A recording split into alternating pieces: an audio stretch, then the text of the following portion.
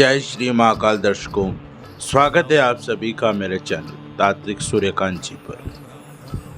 दर्शकों, आज बात करेंगे अप्सरा साधना के नियम के बारे में। जब आप साधना कर रहे हो तो आपको किस प्रकार नियमों का पालन करना चाहिए, क्या क्या साधना करने के नियम हैं।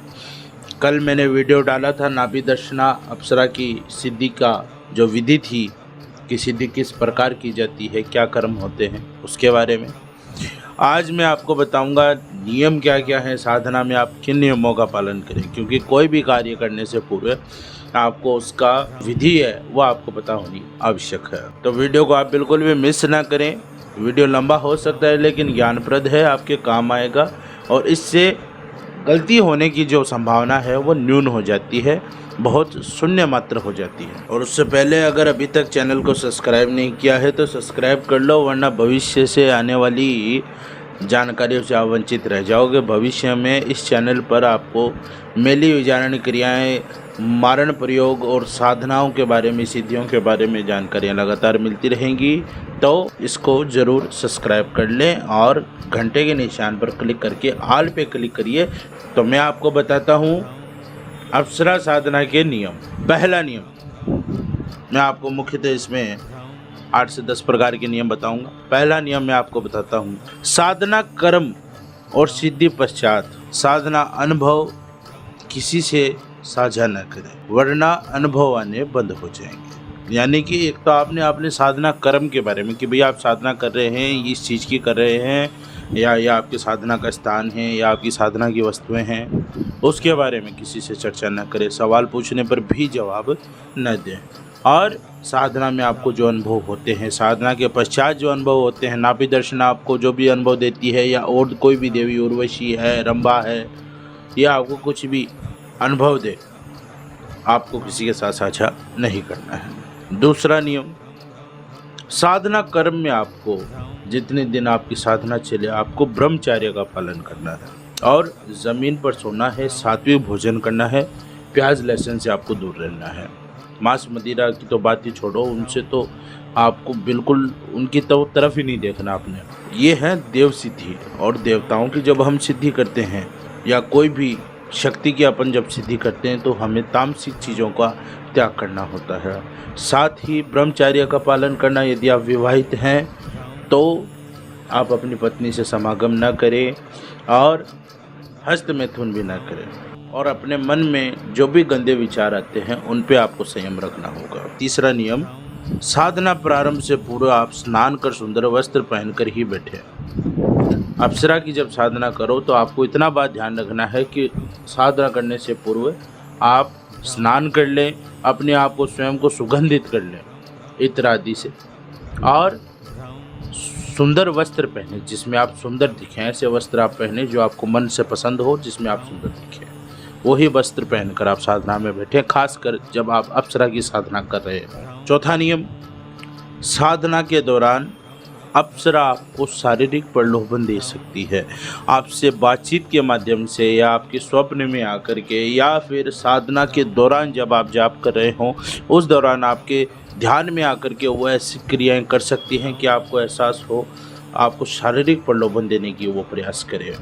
यानी कि स्वयं के साथ शारीरिक संबंध बनाने का, आपको आलिंगन करने का, चुंबन करने का, कोई भी प्रकार का वो आपको प्रलोभन दे सकती है। आपको अपना ध्यान भंग नहीं करना है, क्योंकि साधना सिद्धि में ये परेशानियां आती ही हैं, ये विघ्न आते ही हैं। तो इनसे आपने बचना है, इनके प्रलोभन में नहीं आना है। हटना तभी है जब वो अपने मुख से आपकी साधना सिद्धि को स्वीकार करे, आपको प्रेमी रूप में स्वीकार करने को तैयार हो, तब ही आपने साधना से हटना है, उससे पूर्व नहीं हटना। पांचवा नियम, अप्सरा आने के बाद उसको अकेला न छोड़े। बहुत से लड़के, बहुत से साधक हैं जो ये गलती कर देते हैं और उनकी सिद्धि वो सारी करी कराई उनका गुड़ गोबर हो जाता है। कैसे? जब अप्सरा आपके पास आ जाती है तो आप उठ कर के न जाएं, गलती से भी उसके पास बैठे रहें। जब वो चली जाए, उसके जाने के पश्चात आप कुछ देर के बाद वहाँ से गमन कर सकते हैं। उस कक्ष को न छोड़े जब तक अप्सरा आपके पास बैठी है कि बस मेरे को इतना ही काम था, मेरा इतना काम हो गया, अब तुम जाओ। वो स्वयं चली जाएगी, उसको एहसास हो जाएगा कि तुम्हारा काम हो गया है। उसको ये भी पता चलता है कि अब तुम्हें उसकी कितनी देर और आवश्यकता है, तुम उसके साथ कितनी देर और बैठना चाहते हो, उसको ये भी एहसास हो जाता है। तो जब तुम्हें एहसास होगा तो उसको स्वयं को पता लग जाएगा, वो खुद उठ के चली जाएगी। आपने उसको छोड़ करके नहीं जाना है।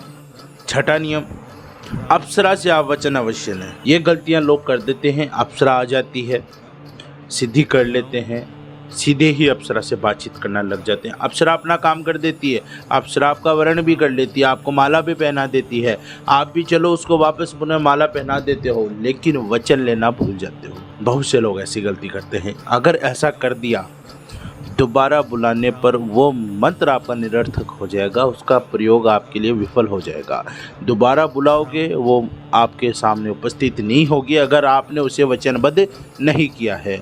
आपको वचनबद्ध उसे करना पड़ेगा, तब ही वो अगली बार आपके पास आएगी। अन्यथा वचनबद्ध नहीं किया है तो सारी साधना आपको दोबारा से करनी पड़ेगी और पुनः उसको वचनबद्ध करना पड़ेगा। सातवां नियम, अपने मन पर आप संयम रखिए। यह अप्सरा साधना ऐसी है, आप इसे जब आप इसे सिद्ध कर लेंगे तो आपके मन में बहुत से विचार भी आएंगे कि मैं इस अप्सरा के साथ इस प्रकार का कोई भावना रखूं, मैं इसके साथ आलिंगन करूं, इसका चुंबन करूं या इसके साथ संबंध बनाने की कोशिश करूं। ऐसी उदंडता गलती से भी मत करना।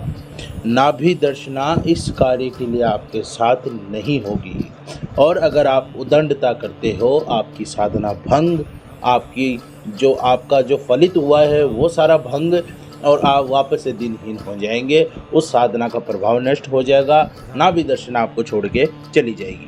अगर आप इस प्रकार की साधना करना चाहते हो या इस प्रकार की आप अपना कोई फल प्राप्त करना चाहते हो तो उसके लिए रंभा की साधना है, उसके लिए उर्वशी की साधना है, आप वो करें। नाभि दर्शना के साथ ऐसी उद्दंडता ना करें, इसका कर्म ही नहीं है ये। हाँ, ये आपको प्रलोभन देगी, हाँ ये आपसे ऐसी बात भी कर सकती है, लेकिन आपको नहीं करना, आपने मर्यादित रहना है, ये ध्यान रखना।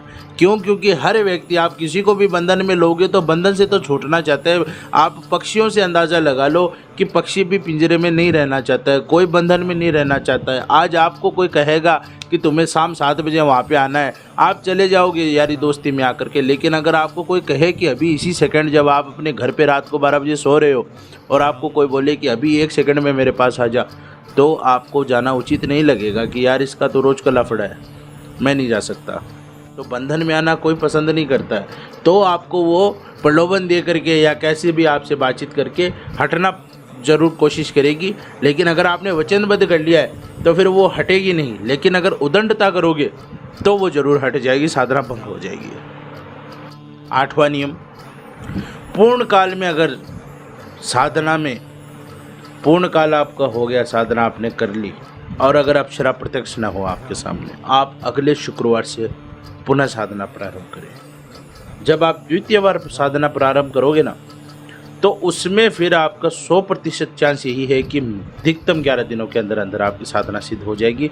निराश नहीं होना है। बहुत से लोग ऐसे होते हैं जो साधना में आने वाली विघ्नों से, व्याधियों से परेशान होकर के साधना छोड़ देते हैं। तो साधना ही तो छुड़वानी है, कोई बंधन में नहीं आना चाहता। जैसे मैंने आपको बताया, छोड़नी नहीं है। अगर आपसे कुछ गलती हो गई, आपकी साधना सिद्ध नहीं हुई, तो आप पुनः प्रयास करें। जब आप पुनः प्रयास कर देंगे तो उसको भी यह विश्वास हो जाएगा कि यह व्यक्ति हटने वाला नहीं है। आपकी साधना अधिकतम 11 दिनों के अंदर अंदर सिद्ध हो जाएगी। कि जहां आपने 41 दिन की है, वहां आपको 11 दिन और करने में मुझे नहीं लगता कि कोई भी प्रकार की परेशानी होगी। जब आपने इतना कर लिया है, बहुत से साधक ऐसे हैं जो 41 दिन करके जो विफल हो गए, उन्होंने छोड़ दिया। बहुत से ऐसे हैं जो विफल होने के बाद उन्होंने मेरे से संपर्क किया और मैंने उन्हें यह राय दी कि आप 11 दिन की पुनः करें, आपकी साधना सिद्ध होगी, और उनकी साधना सिद्ध हुई है। आज वो नाभि दर्शना को अपने साथ रखते हैं। 9वीं बात, अंतिम बात, और भी नियम आपको भविष्य में बताता रहूँगा, लेकिन मुख्यतः ये 9 नियम है। साधना सिद्धि के पश्चात सबसे बड़ी गलती लोग करते हैं, यूट्यूब पे वीडियो देख लेते हैं कि भाई यहाँ से ये आया, उधर से वो आया, दिमाग में वही चल रहा है। यंत्र साधना करने के बाद जो नाभि दर्शना का जो यंत्र है, या कोई भी देवी का यंत्र है, साधना का कोई भी अप्सरा का जो यंत्र है, उसको आप लाल कपड़े में बांध करके, और जो अप्सरा की जो माला थी, वो माला और ये मंत्र दोनों को लाल कपड़े में बांधकर किसी गुप्त स्थान पर रखें। घर में ही रखें, पराई जगह न रखें, घर में ही रखें लेकिन गुप्त स्थान पर। अब चाहे आप अपनी अलमीरा में रखें, चाहे आप किसी तिजोरी में रखें, लेकिन ऐसी जगह रखें जहां आपकी पत्नी के, आपके बच्चों के भी हाथ उसको न लगे, दिखाई भी नहीं दे। गुप्त आपने इस प्रकार से ही रखना है। आपके मरणोपरांत ही वो डब्बा खुलना चाहिए, वो आपका राज सामने आना चाहिए, मरने से पहले नहीं, वरना आपकी जो साधना की हुई है वो नष्ट हो सकती है।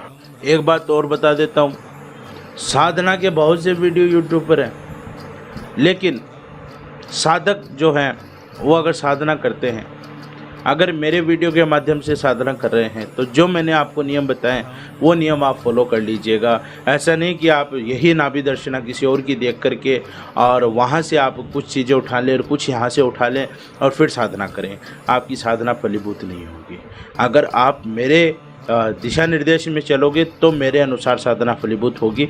किसी और की दिशा निर्देश आप मेरे पास लेकर मत आना कि गुरुदेव हमने ये किया और हमारी साधना सफल नहीं हुई। ऐसा मत करना, ऐसी गलती बिल्कुल मत करना। और साधना से संबंधित कोई भी सामग्री की आवश्यकता हो, आप मुझे व्हाट्सएप मैसेज कर सकते हैं। व्हाट्सएप पे जो भी आप मैसेज करेंगे मेरे पास जानकारी आपकी आ जाएगी। आप अपना नाम पता वगैरह सब भिजवा देना और बता देना कि आपको कौन सी सिद्धि के लिए कौन सी माला, कौन सी यंत्र की या कौन सी सामग्री की आपको आवश्यकता है। हर तरीके की सामग्री हम यहाँ से आपको व्यवस्थित करके देते हैं। वीडियो काफ़ी लंबा हो गया है लेकिन ज्ञानप्रद है और सही बात बताना भी ज़रूरी है। लोग थोड़ी थोड़ी वीडियो बना करके व्यूज़ के चक्कर में और उनके भी 10 टुकड़े करके वीडियो बनाते हैं, अपना वो काम नहीं है। हमने आपको एक ही वीडियो दिया है नियम का और इसमें आपको सिर्फ नियम ही मिलेंगे, अन्यत्र कोई व्यर्थ बात आपको इसमें नहीं मिलेगी। आशा करता हूँ आपको वीडियो अच्छा लगा हो, समझ आया हो, और अगर वीडियो आपने अभी तक यहाँ तक देख लिया है तो एक लाइक आपको ज़रूर करना चाहिए और चैनल को सब्सक्राइब नहीं किया है तो इसे सब्सक्राइब कर लीजिए। इसी के साथ वाणी को विराम देता हूँ। धन्यवाद। जय श्री महाकाल।